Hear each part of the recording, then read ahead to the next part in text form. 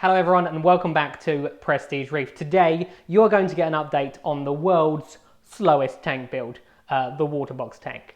About 3 weeks ago I promised you an update, and 3 months ago I gave you an update, and that update now is so old there wasn't even any fish in it, and I've quarantined 2 sets of fish since then. So we have a lot to talk about, so let's get started. Right, so we should probably start with the obvious. This tank clearly has a few issues. I'll go over the fish in a second, what fish are in here now. But as you can see, there is some diatoms, there's a few little patches of cyano, and there is also some dinoflagellates in here as well. So of the 3 things that people don't want, I have all 3 of them at the moment. Am I worried? Not really, if I'm honest. Most of these things with good maintenance will go away on their own. Interestingly, I'm not entirely sure where they're coming from. One of them I definitely think was caused by low nutrients, because the nitrate on their system was literally 0. The corals were so pastely coloured. They had that like sort of sickly luminescent glow on them, whereas you can see they don't have that now. This one was almost sort of like a yellowy gold colour, which actually looked quite nice, but it wasn't the colour it's meant to be. And so what I decided to do was I started dosing Bright Whale's neonitrate, and literally within a week I got the nitrates up to 10, and within a week all of the corals are doing much better. That was one of the reasons. I am not 100% sure, but I have a feeling that something else may have caused an issue as well. So what happened was my protein skimmer drains automatically. This tube here drains outside automatically. You see the valve that's on there, which is currently closed. Well, I left that valve open. Something caused the protein skimmer to overflow, which then was lowering, well, it was basically draining to salt water out of the tank. And then the auto top up, which is over there, which is connected to a 600 litre barrel outside, was then slowly filling the system with RO water. So the salinity dropped from 1.026 all the way down to 1.022, which upset, it mainly upset the inverts. What I'm doing, a little bit at a time, I'm now just adding a little bit of salt, like not very much at all, into the sump section just to bring it back up. It's currently 1.025, which is within an acceptable range. Interestingly, I did lose one urchin, and quite a few of the snails didn't like it either, but the corals seem to all be fine except the alveopora. So sometimes we try to make things, and when I say we, I'm referring to myself, sometimes I try to make things as easy as possible, only to then cause more trouble for myself. Right, so what I decided to do today, because I lost one of the urchins, which I'll show you in a second, is I thought I'd give all the urchins a good feed. So I put a sheet of nori in there just to try to build up their strength. Not sure if it makes a difference or not, but there's not really a lot more you can do with an urchin. With regards to fish, I currently have 1 clownfish, one normal orange clownfish, 1 black and white clownfish, which for some reason is over there at the moment. And then you can see there is a yellow tang swimming around, and I've got the first angelfish back into the tank, which is a majestic. So I decided to go for the majestic first. Of the 2 angelfish I had last time, I actually preferred the blue-faced angel over the majestic, but I actually prefer this majestic over the last majestic I had. So majestic sort of come in like 2 sort of colour variations if you look closely.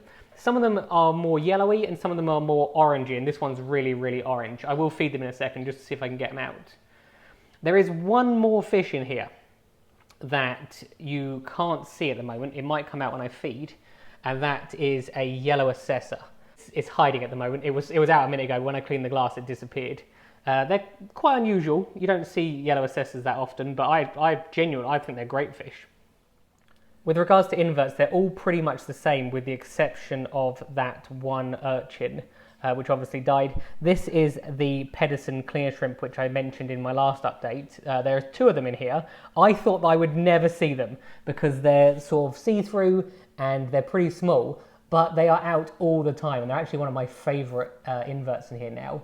It'll be interesting to see how the larger king eye angelfish reacts to them, because obviously they're sort of like, the king eye is much bigger than the other fish, which means they are virtually snack sized.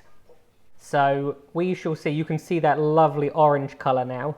But yeah, all in all, this tank has had its ups and downs basically, but I am slowly getting there. With regards to the corals, you can see that I've just put a few SPS corals in here, a couple of digis at the back, there's an acro there, a few more acros, some Montipora at the back, and the Alveopora. The Millipora seems to be doing the best of everything. If you look at the previous videos, this has grown so much and so fast considering the issues that it's had. But the reason I haven't put more corals in is because I don't want to fill it up and then put the king eye in and then have it where it's gradually eating everything. Now, the Majestic definitely pecks the Millipora and also the Pasillipora there, because the polyps are never out fully on them anymore. They used to be out a lot, and ever since I put it in, they just don't come out in the day as much anymore, that's natural for what it's like in the wild anyway. And I am willing to accept a little bit of pecking, as long as it's not killing things, for to be able to own such cool fish. The king eye might be, as I said, might be a very, very different story because it's 4 times the size of the Majestic. It'll be interesting to see how they react to each other, and if the king eye starts eating stuff. So I put in some relatively safe corals at the moment, and where I'm not overly concerned, but I didn't want to just, because I will be putting some LPS in here, I didn't want to fill it up only to then have to take loads out. So plus part of the fun is going to be adding corals a few at a time just to see how it reacts.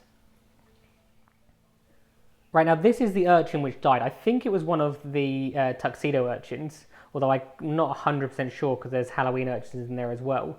Now when an urchin dies, there isn't an awful lot left. You can see that this is the outer shell essentially. All the inside has disappeared. I actually left it in there because the system was so low on nutrients, and I just let the shrimp eat it. And then the reason I thought I'd show you is because these are the teeth of an urchin. So, and that's all that's left, basically, just this and these teeth. And these teeth are like nightmare fuel. When you lift an urchin up and you look underneath it, it has this sort of like a 4-way pincer which like rasps the rock to get algae off of it. And this was what was left of it, basically. Weirdly, the reason I've kept it is because I know someone who wants it. So I'm not entirely sure why they want a dead urchin, but when someone asks for a dead urchin, you just don't ask any questions. So, but yeah, I just thought it was interesting, especially because it's funny. Even after all these years, I still see things which I think are sort of pretty cool, or something that I haven't seen before, and it was these teeth. I thought, yeah, it's worth showing. Enough about dead creatures. Let me take you upstairs, and I will show you the fish which are in the quarantine tank. Right, just as I said I was going upstairs, the yellow Accessor decided to come out. So you'll see that how much I like this yellow Accessor when I show you one of the fish upstairs, because it's a very, very close relative of it. I just think they're just quite interesting. They actually hang upside down in caves. So you'll quite often see them in a fish shop, and they'll be upside down and people think there's something wrong with them. But there obviously isn't. That's just a natural, it's like a, I'm not sure what the benefit of hanging upside down in a cave is, if I'm honest. Maybe they just enjoy it. But something that I do find interesting is it doesn't seem to do it that much in this tank. Most of the time it's hanging around the right way. So, but yeah, cool little fish. Not something that you see that often. So I just wanted to share it with you. Right, now as you can see, we are upstairs with a quarantine tank. Now I'm sitting quite far away because these fish are not used to people, and it definitely stresses them out when I come in here. And the other thing is I've just put the light on, so this room only has ambient light, and it was dark a minute ago, so they are a little bit more erratic than usual.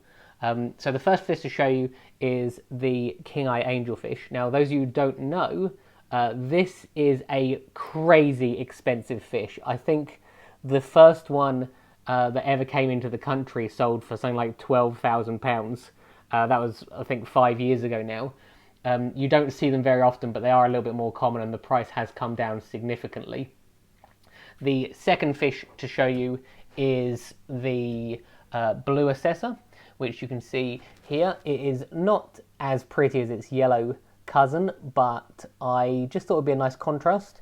And the final fish to show you is a Swiss Guard Bassilet, which, as you can see, is here. Now, I had one of these a long time ago. I had one of these, and it was about £60. And this is one of those fish where the price of them has shot up significantly. So you can see by the value of the fish that are in this tank why I am having sleepless nights at the moment, because copper is essentially a poison. And so these fish are in copper for 30 days. I think if fish had a choice whether to be in copper or in a poison for 30 days, they probably would choose not to. And not all fish make it through quarantine. So it does make me very, very nervous, I'll be honest with you.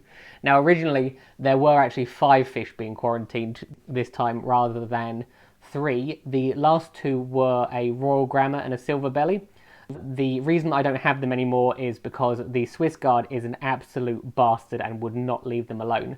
For some reason, it doesn't seem to mind the blue Accessor, but with regards to the royal grammer and the silver belly, I had to get them out. And they've actually gone to one of my friends now, who doesn't quarantine but isn't overly worried. So I probably will get the royal grammer again. It's unlikely that I will get the silver belly. I kind of just got the silver belly for pest control, and it was just what was available at the time. But it's not an overly interesting fish. So yeah, I just thought, but I actually quite like royal grammars. So that's it for the quarantine tank at the moment. They've been in here a week. They seem to be doing okay. Wish me luck, basically. Wish me luck. One last thing I wanted to mention, and it's a little bit of an afterthought because obviously I mentioned the Accessors. It is essential that you have a lid with Accessors. They are one of those fish which will jump out 100% of the time. So obviously this one's from Top Lids. I made my own one upstairs. I just didn't want people to see the video and go, oh, that's a cool fish, I'll go get one. They are just a nightmare. Sometimes I'll literally just be sitting here watching the tank in the morning or in the evening, and you just see it goes boop, and then hits the net and goes back in. No idea why. But it's just, it's just one of those troublesome fish. Anyway, that is it for today, guys. I hope you enjoyed the update on the Waterbox tank. If you did enjoy it, why not click that like and subscribe button. Have a good week. I'm so orange because of the orange filter. I look like Trump. Dangerous when I've got a controversial when I have such a large American following. Right. I kind of lost my place. Right, that's it for today, guys. I hope you enjoyed watching my video. Please feel free to comment below if you have any questions. If you did enjoy it, why not click that like and subscribe button. Have a good week, and I'll see you next time.